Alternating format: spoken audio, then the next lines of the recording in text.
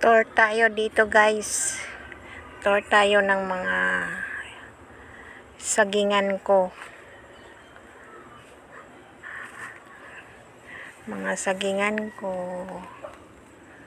Yan. Dito sa likod mga saging. Kaya yan. Yan. Napakataas ng kawayan, bamboo tree. Yan. Taas yan. And then marami pa. Minsan dito rin ako nagpapa-relax. Naghihintay ng kung kailan mag-ulan bago mag-uwi. Relax mind. Pampa-relax. Dito ako nagre-relax. Ito ang mga sagingan ko.